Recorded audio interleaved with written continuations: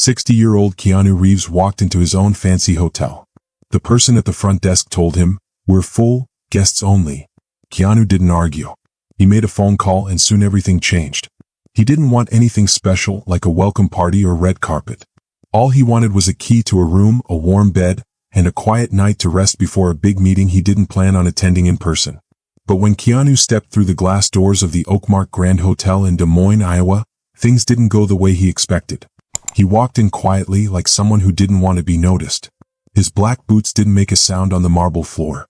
His dark jeans and gray jacket were simple and clean. He carried a canvas bag over his shoulder. He didn't have any assistants with him, no group of people following him around. He looked like a regular guest, maybe even someone pretending to be one. Behind the desk, a young receptionist was chewing on her pen, tapping her nails on the keyboard.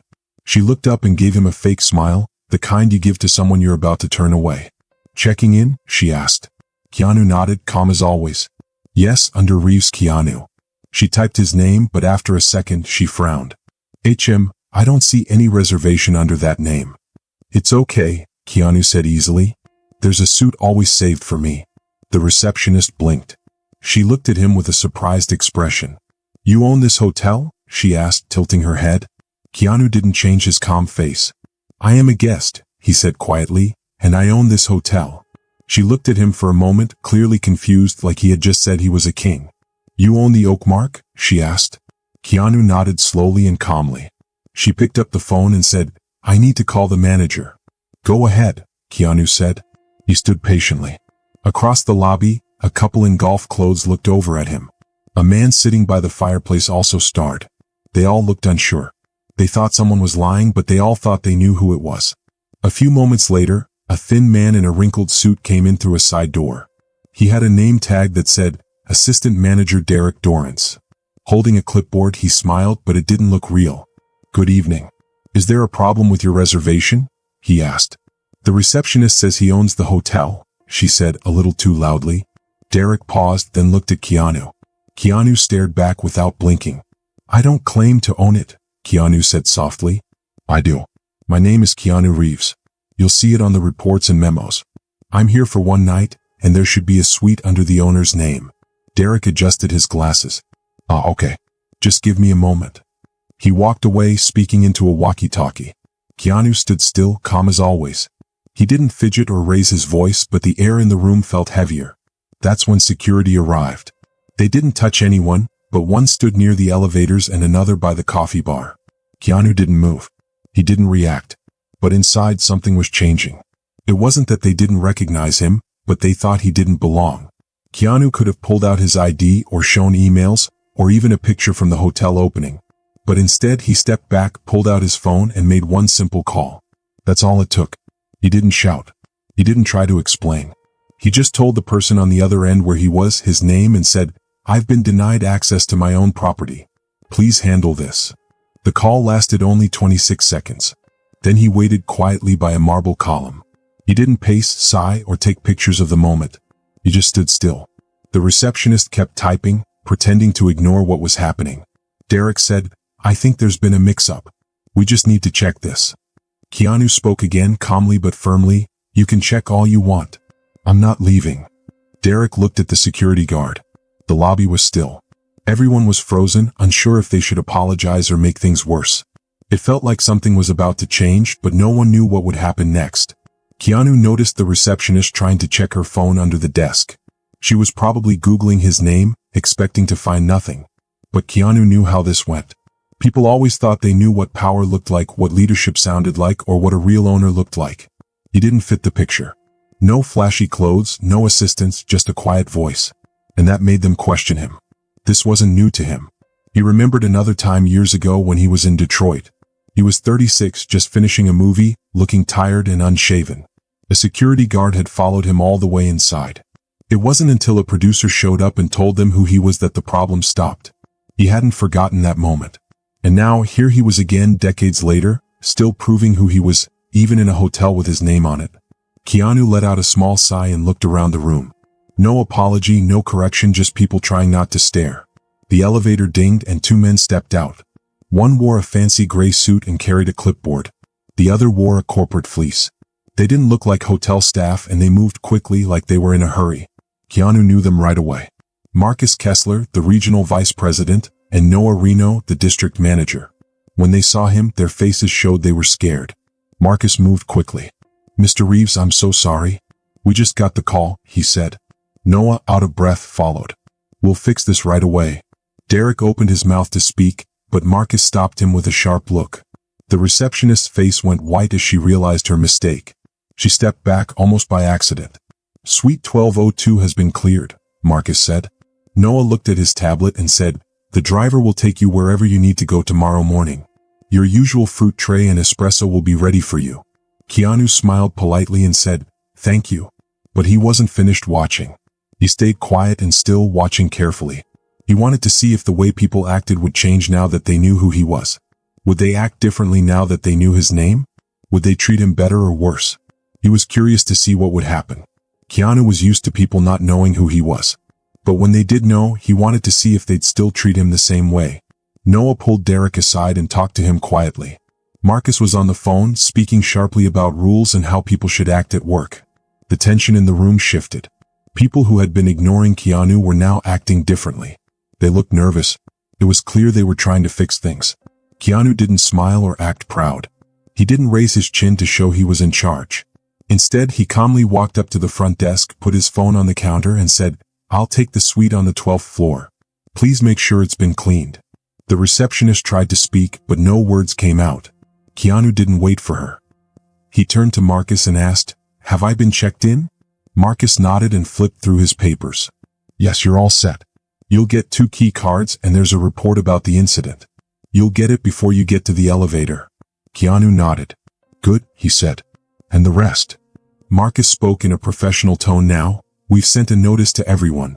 The corporate team is ready, and all staff will be retrained about how to treat guests properly." Keanu looked at the receptionist, who was nervously biting her lip and tapping her nails. Her actions showed she was uncertain. "You'll speak with her," Keanu said to Marcus. "Yes, sir," Marcus said. "We'll talk to her privately with HR there." Noah seemed like he wanted to say something, but Keanu raised his hand to stop him. "I'll speak to her too," he said. "But not right now. After I've rested." Keanu took the key cards, nodded at everyone and walked toward the elevator. People turned their heads as he walked by. Some guests whispered to each other, but no one said anything out loud. When the elevator doors closed behind him, Keanu glanced one last time at Derek, who looked nervous at the front desk, sweat on his forehead. In the suite on the 12th floor, the room smelled nice, like lemons and eucalyptus. The fruit tray was there and the espresso pods were ready. There was a card with Keanu's initials on it, written quickly but with care. Keanu walked slowly through the room, checking if everything was clean. But he was also checking if people had cared about their work. This was more than just another hotel room to him. It was a place he had helped build. It was part of his legacy. He remembered when he was 33 trying to get investors to help him build hotels. They didn't believe in him and gave him bad deals. But he proved them wrong.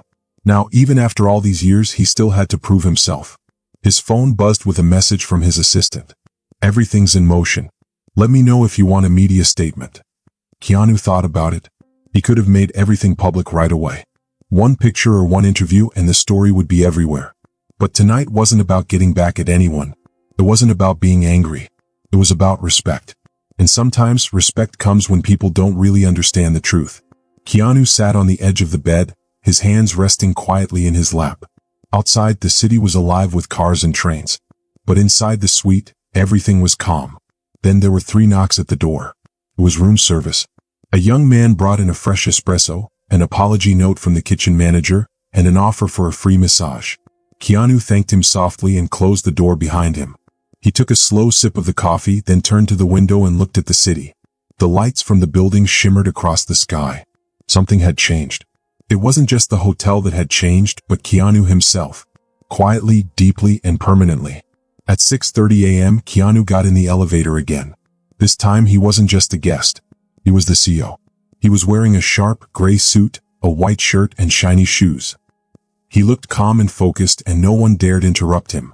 The lobby was just starting to wake up, but everyone saw him. They understood. The moment Keanu stepped into view, everything stopped. People stared. The barista at the coffee counter even stopped pouring coffee. Marcus and Noah were waiting for him near the fireplace. They looked tired. Keanu nodded to them and walked past. He went straight to the small meeting room near the front desk. Marcus followed him and Noah came along too. Inside the room there were a few people sitting at the table. Derek, the assistant manager, Lena, the receptionist, and Martia, a woman from HR. Martia had already opened her notebook to take notes. Keanu didn't sit. He stood at the front of the table, arms crossed. The room was silent. Keanu asked calmly, "Would someone like to explain what happened last night from your point of view?" Lena looked down and Derek cleared his throat but didn't say anything. Keanu waited. Finally, Lena spoke quietly. I didn't expect you to be the one who owns the building." Keanu finished her sentence. "You didn't expect someone like me to own the hotel?" Lena nodded, embarrassed. "Was I rude to you?" Keanu asked. Lena shook her head. "No, sir." "Did I raise my voice?" he asked. Lena shook her head again. "No." "Did I threaten anyone?" he asked, his voice getting softer. "No," she whispered. Keanu took a deep breath and turned to Martia. "This doesn't need to be a firing squad," he said, "but I do need accountability." Martia nodded, understanding. Noah spoke next. "We're ready to write up a formal report. We'll take Lena off front desk duty until she completes retraining. Derek will be put on review too." Keanu nodded. "Good," he said. Then he looked at Lena. "How long have you worked here?" he asked. 4 months, she answered. "And in that time, how often have you thought about who built this hotel?" Lena looked unsure. "I guess I thought it was a big company or something like that." Keanu let the silence stretch before he spoke again. "Do you know how many properties I've built across this country?" Lena shook her head. 17, Keanu said. "From Baltimore to Phoenix, every one of them was built with care and purpose. I made this brand because I was tired of being treated like I didn't belong, like I was invisible." He paused. "So, tell me why when I walk into my own lobby, am I still invisible to the people working for me?" Keanu's voice wasn't angry, but it was tired and honest. Lena looked like she wanted to hide. Derek was stiff, staring ahead, his face red. Noah cleared his throat and spoke again. "We've already drafted a memo for all Reeves hospitality properties. Statewide training mandatory for everyone." Keanu looked at him and said, "Make sure it's not just another thing to check off. I don't want people to memorize a script. I want them to really understand what respect looks like, especially when they think no one's watching." Marcus finally spoke up. "We'll make it real," he said. Keanu stood up. The meeting was over. As Keanu walked out of the conference room, the lobby seemed to change a little. The staff quickly stood up straighter, and some of them nervously nodded as he passed by. But Keanu didn't look at them. He wasn't interested in their performances. He was looking for real change. But there was one more person he needed to talk to, and it wasn't about the rules. Keanu waited until the morning rush was over. He didn't do this for a show. He wanted to talk clearly without any distractions. No phones ringing, no fake smiles from people walking in. He just wanted quiet and honesty. He saw Lena Mendes in the staff lounge behind the coffee bar. She was sitting alone at a small table with a half-eaten blueberry muffin in front of her. Her phone was face down. She looked like she hadn't slept well. Keanu didn't ask anyone to get her. He walked in himself. Lena quickly sat up, almost knocking over her drink. "Relax," Keanu said, pulling out the chair across from her. "I just want to talk." Lena swallowed hard and said, "Yes, sir." "Drop the sir," Keanu said kindly. "This isn't a meeting." Lena nodded slightly, her eyes looking down at the table. They sat quietly for a moment, the sound of the fridge humming and the lights buzzing above them. Then Keanu spoke. "Have you ever worked somewhere where you felt small?" he asked. Lena blinked and looked up. "Yeah, most of the time." "Tell me about it," Keanu said. Lena hesitated but then shrugged. "I worked at a diner on the I-80 for a year. I wore a paper hat. The cooks yelled at me every shift. Some customers didn't tip. Some called me kid, even though I was 27. I felt invisible most days." Keanu leaned back a little in his chair. "So, you know what it feels like to be ignored?" Lena nodded. "Yes." Keanu then said, "So, help me understand. How did you look me in the eye last night and decide that I didn't belong here?" The silence that followed was heavy. Lena felt guilty, like she was finally realizing something. She spoke in a rough voice. "I don't know. I didn't mean to. When you walked in, I thought maybe you were lost or waiting for someone else. You didn't look like..." She stopped herself. "Didn't look like what?" Keanu asked. Lena looked away and shook her head. like the kind of person who owns hotels. Keanu didn't get upset. He just said, "And what does that kind of person look like?" Lena didn't answer. Keanu nodded slowly. "That's the real problem. People have a picture in their heads. Clean cut. Probably older. Definitely not me." Keanu wasn't blaming her. He was just telling the truth. That picture doesn't just stay in your head. It changes how people act and make decisions. "I'm sorry," Lena said, barely above a whisper. "I know that's not enough, but I am." Keanu nodded slowly. "It's a start. But I'm not here for an apology." He leaned forward slightly and said, "I came here because I wanted you to see me not just as your boss, not as some story of what went wrong, but as a person." Lena looked confused. "I was you once," Keanu said. "I started as a front desk clerk. People thought I was the janitor many times. They called me buddy, chief, even kid, like I wasn't the one running things. Every day I had to decide whether to speak up or just let it go." He paused. "And when I finally made it to the boardroom, I promised myself I would create places where people like you could grow." Lena's eyes grew wide. "Wait, you really started at the front desk?" Keanu smiled. "St. Paul. First job in hotels. My boss said I sounded too polished for the phone, so they made me work at night. That was my start." Lena laughed a little in surprise. "That's unreal." "It shouldn't be," Keanu said. "It should be normal." Keanu stood up. "I don't need you to be perfect, Lena. I just need you to be aware. Every guest who walks through that door, old or young, dressed up or dressed down, deserves dignity. Start with that, and you won't ever have to feel like you did last night again." Lena stood up too. "Thank you for talking to me. I really mean it." Keanu gave a small nod and turned to walk out of the lounge. For the first time all morning, he felt lighter inside. He knew the message had finally been heard. By mid-morning, the Oakmark Grand was back to its usual rhythm. Guests wheeled their suitcases across the polished floors. Coffee cups clinked at the bar.